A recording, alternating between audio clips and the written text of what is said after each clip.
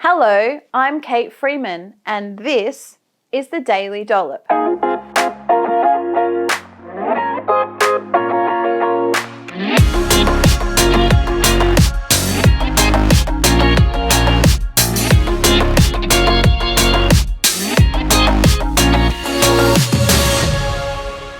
On this episode of the Daily Dollop, I'm going to be answering the question, should I skip breakfast? A popular trend at the moment is known as time-restricted feeding. So I'm going to be looking at the research around eating or not eating breakfast.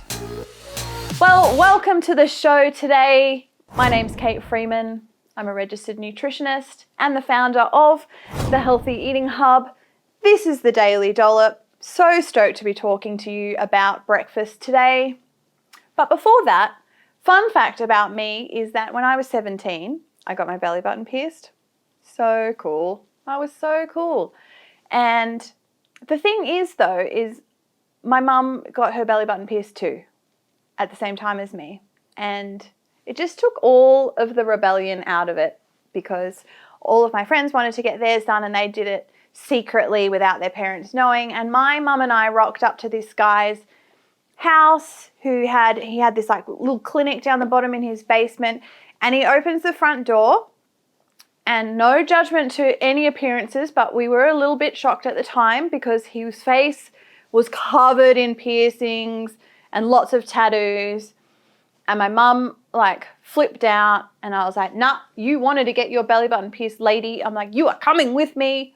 And so we go down into this guy's basement. Anyway, he was excellent, super friendly, full legit, very clean, and we get our belly buttons pierced. Mum goes first because she was a whoosh and she had a numbing patch on her stomach. I probably did too, actually. But anyway, there you go. I now regret that though, because after having babies, it's all stretched and just a little bit. The earring is like, when it's in there, it's a bit, anyway, it's not cool anymore. But there you go. So on to today's show, I'm looking at breakfast and whether or not you should be eating it. It's super common at the moment to do what's known as time-restricted feeding, which is where you fast for the morning and then you only eat for 12 hours or 8 hours or 6 hours or 4 hours, right? And so basically you're fasting for the rest of the time.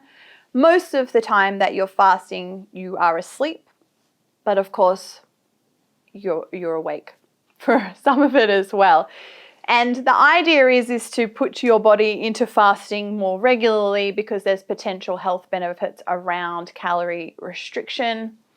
But is it that crash hot? Do you really need it? Is it the key that you've been looking for weight loss? Oh, well, let's get stuck into it today. So I just want to discuss first off of if it's a thing. You know, is this a thing, not eating breakfast?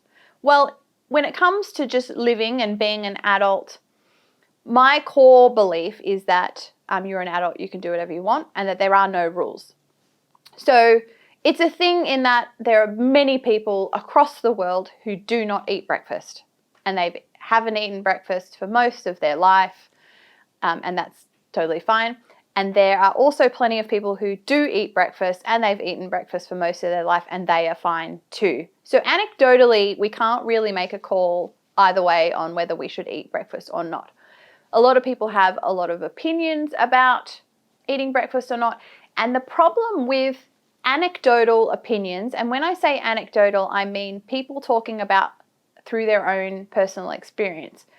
And although that's an important part of information, anecdotal information is often highly flawed because it's biased and not very objective.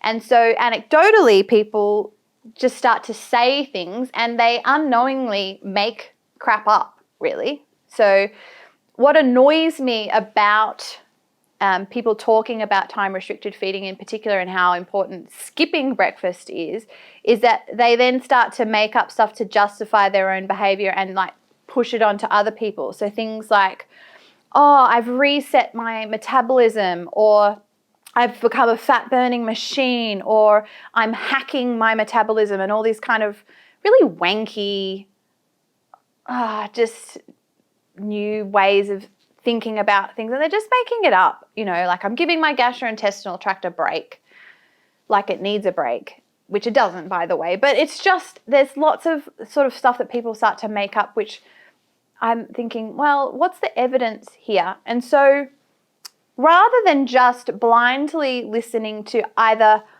the breakfast spruikers who are like, it's the most important meal of the day, eat breakfast like a king, dinner like a pauper, etc. It's vital, you really, really need it, to then the other people who are like, no, fasting's where it's at, you need to fast and not eat breakfast and it's not important, and the health professionals have been lying to you. Let's just put all of that aside and actually look at some research and start to make some decisions about it. And I just want to put forward just my personal thoughts on this too, so that you know where I'm coming from. And so being a qualified nutritionist and having gone to university with 2 degrees, is that the majority of the literature in terms of the scientific studies actually is in support of eating breakfast as it being a good thing to do.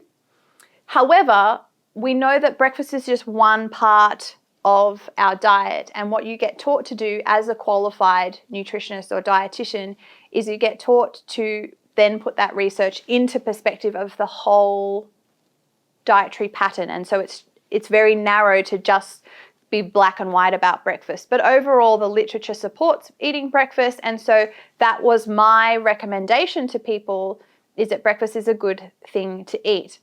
And the reason why I would suggest that is because of the flow-on effect of that behavior, is that typically people eat better throughout the day if they do eat breakfast. They're more in control of their appetite.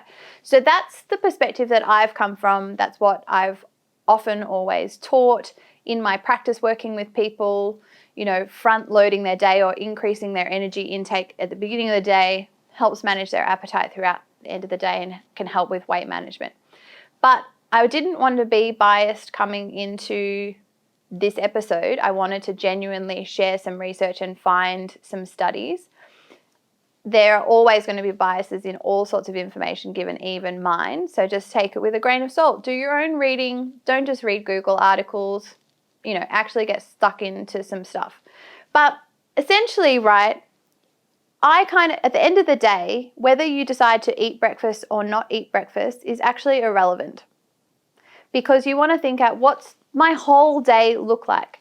If you wake up in the morning and you're hungry, and eating breakfast gives you energy, it helps you stay in control of your appetite, you're nourishing yourself with good foods, and it's helping you eat well long term and manage your weight, and it's part of that healthy eating pattern, then breakfast is a good thing for you. You keep waking up and you keep eating breakfast. And if you're struggling with your weight, I would suggest that breakfast is probably not the area that you need to look at, and maybe there's other things that you can do that's realistic and sustainable for you to change to help you with weight management. If you wake up in the morning and you're not hungry, you have really low appetite, you feel low, and you don't want to eat anything and it makes you feel nauseous or sick, and you're fine throughout the morning, you don't find your appetite spirals out of control throughout the day, leading to poor food choices and overeating, then don't eat breakfast. Maybe you eat later on in the morning at 10, 11 a.m. I think you need to remember really that there are no rules with this. And when I discuss the research, you'll realize, this is why, one, nutrition gets confusing when people black and white the information. And two, why we need to look at the bigger picture as well as the individual components of a diet before we make a decision about what's right for us. So essentially, when you're deciding whether behaviors are healthy or not healthy for you, make sure you put them into context about what it is you're trying to achieve with your diet, how these behaviors are helping you immediately but also in the long term, and what your overall diet quality and energy intake is looking like. So let's get stuck into looking at some of the research. So the first bit of research that I want to cover with you is a systematic review and meta-analysis.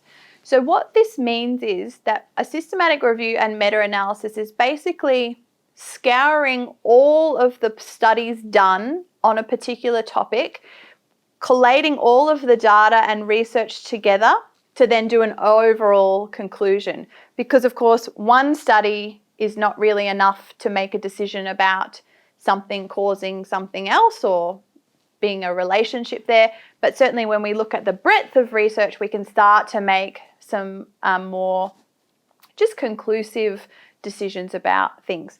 So one of them is looking at skipping breakfast being associated with overweight and obesity. And of the studies that this meta-analysis looked at, it did find that yes, skipping breakfast was associated with overweight and obesity.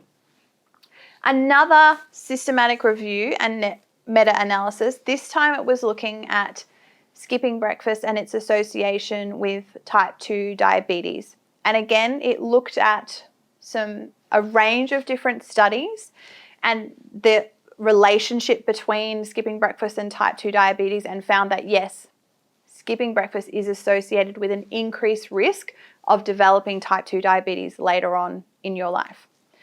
What's important to note about these two reviews is that they're looking at observational studies, which are cohort and cross-sectional studies.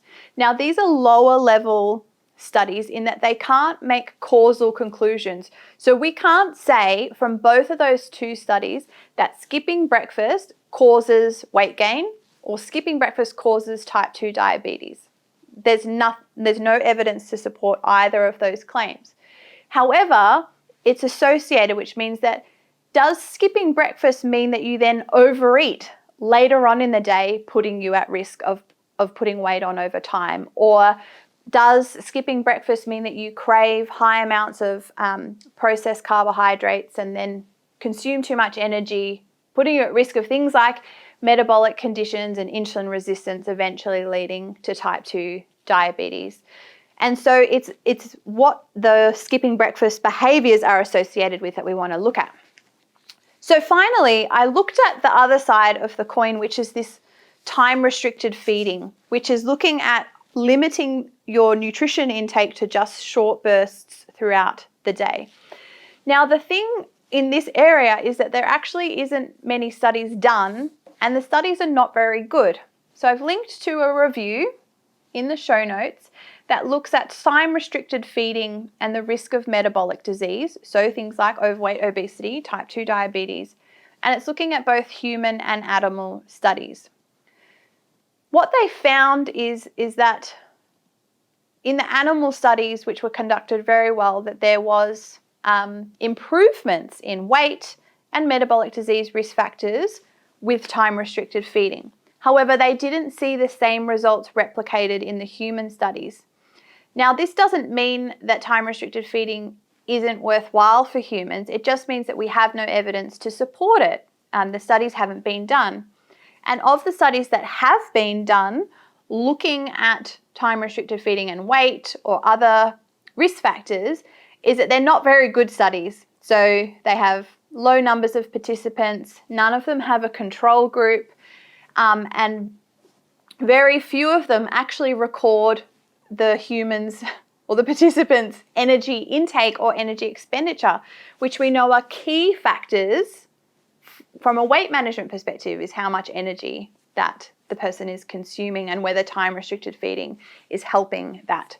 So what this review sort of concludes is that potentially time-restricted feeding might be beneficial, but only if the individual's overall energy intake creates that energy deficit required for weight loss. So again, to summarize, it just comes back to your personal preference, and does the behavior help you consistently eat well? So if eating breakfast helps you manage your energy intake so that you can stay in control of your appetite and you can maximize your diet quality and get in all your nutrients that you need, then eat breakfast. It's a good habit for you to focus on. If skipping breakfast leads you to making good food choices, helps you create an energy deficit, and you're able to nourish yourself in the meals when you can eat with time-restricted feeding, then do that. But if skipping breakfast is leading to overeating and being out of control of your appetite, craving high sugar or processed carbohydrate foods, then I'd suggest that it's probably not the best method for you. So as it turns out, right, no rules, just principles, and it's finding what's easy for you to stick to, what suits your lifestyle, and what makes you feel good. If you need help with deciding whether or not you should be eating breakfast, please check in with me. I'd love to help you. Otherwise, stay classy today, team, whether you eat breakfast or not. Make sure you nourish yourself with some great whole foods, and I will see you in the next episode.